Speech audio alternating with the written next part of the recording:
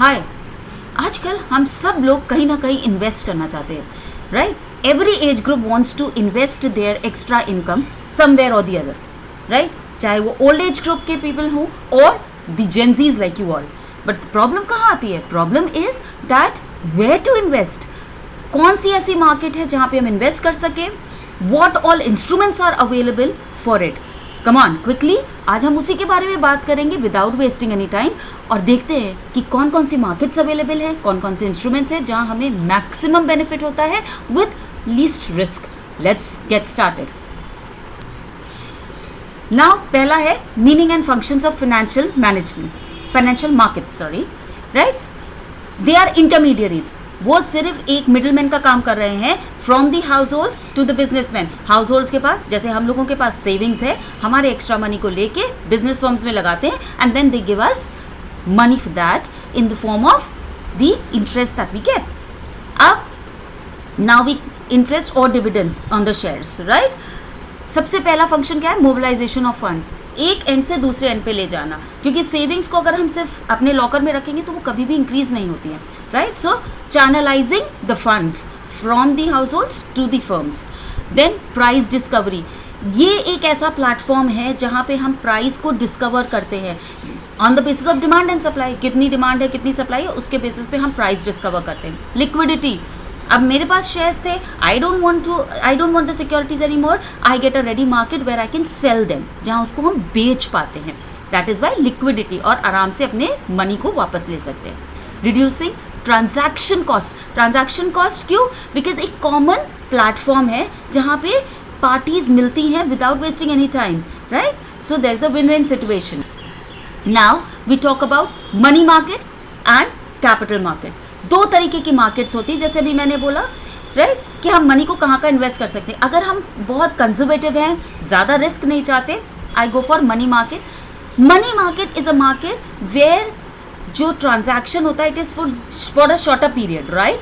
Securities जो issue होती है वो शॉर्टर पीरियड होती है, up to 1 year. Whereas capital market में वो लॉन्ग टर्म होती हैं, राइट?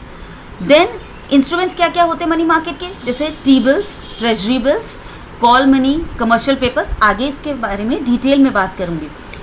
कैपिटल मार्केट में इक्विटी शेयर्स, डिबेंचर्स, बॉन्ड्स, ये आप अकाउंट्स में भी पढ़ते हैं। So you all know this, right? So ये लॉन्गर टर्म के लिए हमें इशू होता है। Liquidity, money market is highly liquid, right? Because obviously उसका टाइम ड्यूरेशन बहुत छोटा है, राइट?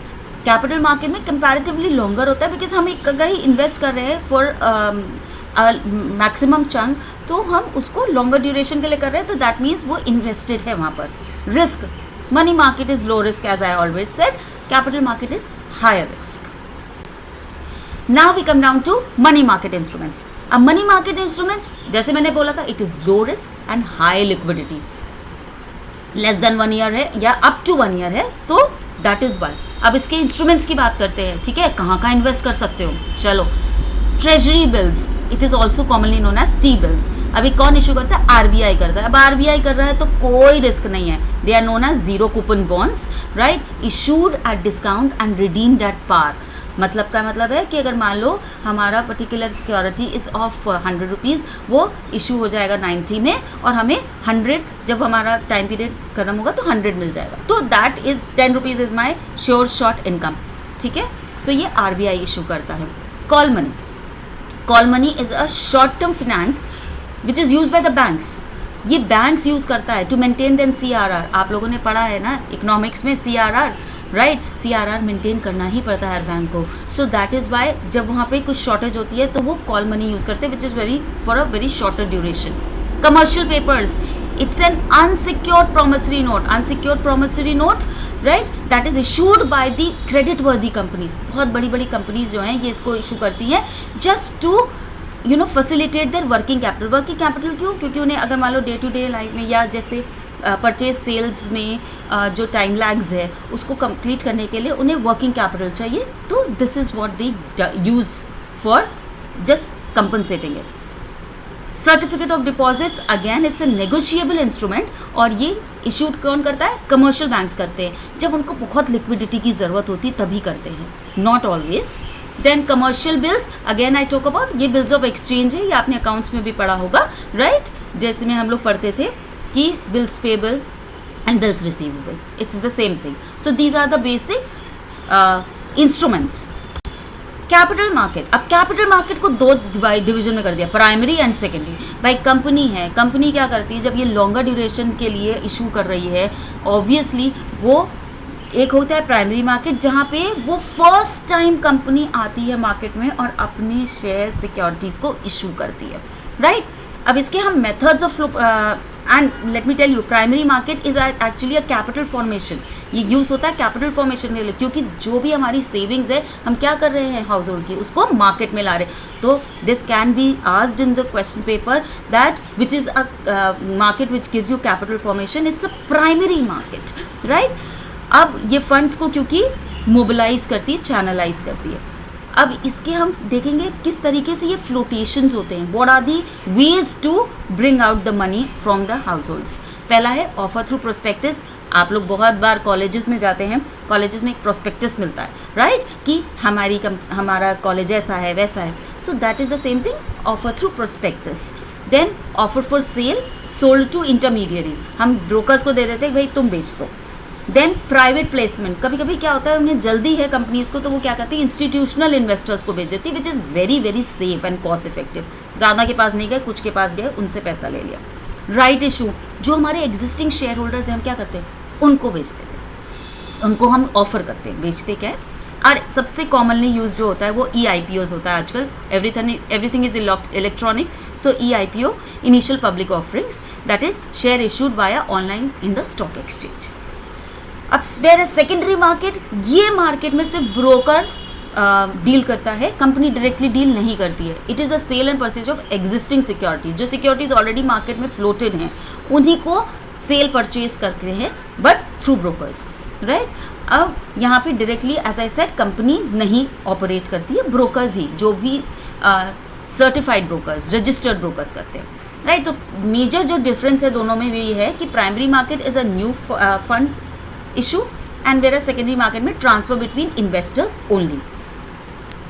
अब we come down to stock exchange, very very important as per your exams. क्या है stock exchange, क्या है roles and functions. ये keywords हैं, case study में मिले, आराम से कर पाओगे.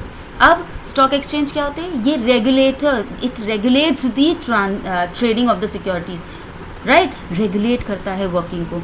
दो markets हैं स्टॉक एक्सचेंज, मतलब जो जहाँ पे सेकेंडरी मार्केट ऑपरेट करती है, NSE एंड BSE इंडिया में. अब पहला है इनका क्या फंक्शन है, इकोनॉमिक बैरोमीटर. अब इकोनॉमिक बैरोमीटर का मतलब क्या हुआ है, इकोनॉमिक कंडीशंस को ये दे एक्चुअली एनालाइज इट. तब देखा होगा ना, बोलते हैं कि market shares have been bullish और बियरिश, ऊपर चले गए नीचे चले गए, तो वो वही बताता है इकोनॉमिक बैरोमीटर, ठीक है. अब pricing of securities. Pricing of securities का मतलब है कि it actually help you to price your securities as per demand and supply, right. क्योंकि कॉमन मार्केट है तो वहाँ पे हम डिमांड और सप्लाई के हिसाब से प्राइजेस को डिफाइन कर पाते हैं कंपनीज की शेयर्स के.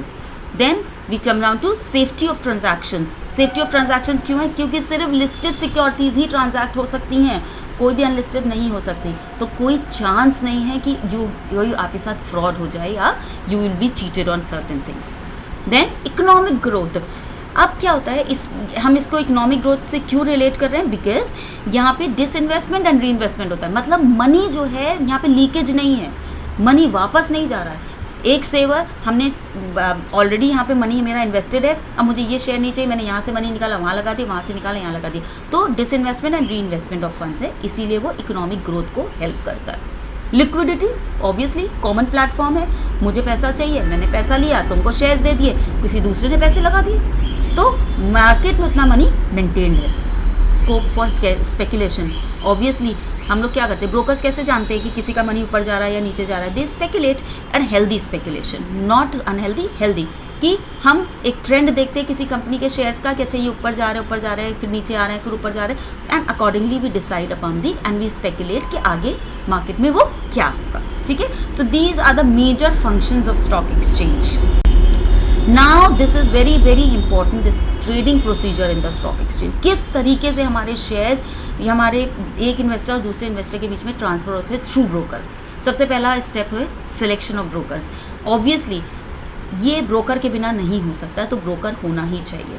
अब अगर कीवर्ड्स की बात करें हम केस स्टडी में, तो SEBI registered, broker, client, pan card, ये सब अगर वर्ड्स आ रहे हैं तो वो सिलेक्शन ऑफ ब्रोकर्स की बात कर रहे हैं। तो इसका मतलब है हम ट्रेडिंग प्रोसीजर की बात कर रहे हैं। Opening of a demat account. Demat account is actually, demat का फुल फॉर्म है डीमैटेरियलाइजेशन। ये होता है सो दैट हमारी जो भी सिक्योरिटीज़ है it can be converted into an electric form, right, electronic form में हो जाए और हमारा वो बैंक अकाउंट और कैश से लिंक्ड हो जाए, सो दैट जब भी हमारे ट्रांजैक्शंस हो तो हमारा मनी उसी से जाए और उसी में आए, सिक्योरिटीज़ भी उसी में इलेक्ट्रॉनिक फॉर्म में आ जाए, no paper work, paperless. Then अब इसके कीवर्ड्स क्या है? Depository participants, electronic form, NSDL, CDSL, ऐसे करके, right. Placing the order, third step, broker पर ढूंढा, अकाउंट खुलवा दिया, प्लेसिंग ऑर्डर। अब हम क्या, भाई इन्वेस्टर, हमने बोला मेरा इतना पैसा है, मुझे इतना पैसा ऐसे हमें ऐसी सिक्योरिटी में लगाना है कि इतना रिस्क चाहिए, इतना इन्वेस्टमेंट चाहिए, ठीक है। तो वो investors will instruct the broker, और ब्रोकर फिर क्या करता है, वो ऑर्डर कन्फर्मेशन स्लिप करेगा इशू। अब देखो कीवर्ड्स क्या है? Buying, selling instruction, limit price और मार्केट प्राइस, ये सब आए। अब नेक्स्ट स्टेप है एग्जीक्यूटिंग द ऑर्डर। अब ब्रोकर क्या करता है, पहले सारे इनपुट्स ले लेता है इन्वेस्टर से और उसको फिर चेक करता है ऑनलाइन कि कहाँ पे वो मैच कर रहा है, राइट, किससे मैच कर रहा है। और वो कैसे, इसमें कीवर्ड्स क्या आएंगे? Electronic matching, trade confirmation, best price, ये सारे अगर कीवर्ड्स दिखे तो ये एग्जीक्यूशन की बात कर रहा है। So remember, fifth step, issue of a contract note, very very important, it's a legal document, right. ये क्या होता है? ये एक्चुअली इशू हो जाना चाहिए with in 24 hours the note is issued by the broker, ठीक है, आफ्टर द ट्रेड एग्जीक्यूशन। जैसे ही हमें पता चल गया भाई अग्रीमेंट हो गया है, वैसे ही हम ये कॉन्ट्रैक्ट इशू कर देते हैं। इसमें क्या क्या होता है? Details of the shares traded, price, date, time of the deal, brokerage charge, everything that is included here, ठीक है। इट्स अ लीगल डॉक्यूमेंट, होना ही चाहिए। सिक्स्थ स्टेप जो हमारा होता है वो है delivery of shares and making payments. ये इसको हम कहते हैं पे इन डे। पे इन डे में मतलब क्या है? यहाँ पे हम एक्चुअली में अपने शेयर्स और मनी नहीं ट्रांसफ़र करें, बट येस ये हमारा क्या होता है, ब्रोकर्स जो है वो ब्रोकर के पास आ जाता है and then it is going, वो हो गया पे इन डे, ठीक है। मतलब जिसको मनी देना है वो मनी देगा, जिसको सिक्योरिटीज़ देना है वो सिक्योरिटीज़ देगा। अब वो पे इन डे हो गया and with in T2 days. Step 7 क्या होता है? इसमें हम इसको पे आउट करते हैं। मतलब अब क्या करेगा, फाइनल स्टेज में क्या होता है दैट दिस इज़ ट्रांसफर्ड, मतलब ब्रोकर स्टॉक एक्सचेंज में लीगली उसको ट्रांसफ़र कर देता है। जिसको सिक्योरिटी चाहिए उसके अकाउंट में सिक्योरिटी जाएगा डीमैट अकाउंट में, जिसका मनी है उसके अकाउंट में मनी चला जाएगा। लेकिन ये विद इन T+2 डेज़ में होता है, जिसको हम लोग कहते हैं रोलिंग सेटलमेंट। ये इंडिया में बहुत पॉपुलर है, ठीक है। इसके कीवर्ड हैं T+2 basis, pay in day, delivery of shares money to exchange, then फिर एक्सचेंज वहाँ से 2 ही दिन के अंदर उसको ट्रांसफ़र कर देगा, ठीक है। पे इन डे क्या हुआ, ब्रोकर ने क्या किया, आपसे लिया मनी, आपसे लिया सिक्योरिटीज़, स्टॉक एक्सचेंज में दे दिया। फिर विद इन T+2 डेज सारे ट्रांजैक्शंस को एनालाइज करने के बाद वो रिस्पेक्टिव इन्वेस्टर्स के अकाउंट में सिक्योरिटीज़ और मनी भेज देते हैं, वो पे आउट डे है। Are you getting my point, right. अब देखो, settlement occurs on T+2 rolling basis, actual transfer of money and securities is T+2 basis. These are the key documents जो हमें याद चाहिए होते हैं, right. And apart from that these are the key terms to remember, जिसके बारे में मैं पीछे बात कर चुकी हूँ। अब we come down to SEBI. अब सेबी का क्या है? SEBI obviously it's a watchdog जो स्टॉक मार्केट को देखती है। क्या क्या फंक्शन होते हैं? प्रोटेक्टिव फंक्शन, इनसाइडर ट्रेडिंग नहीं होने देती, डेवलपमेंटल फंक्शन और regulatory function, right. So these are the 3 main functions of SEBI. ये थोड़े बोर्ड के इंपॉर्टेंट क्वेश्चंस है which you can go through and these are the tips. So please just go through it and tell me how did you like it. Bye.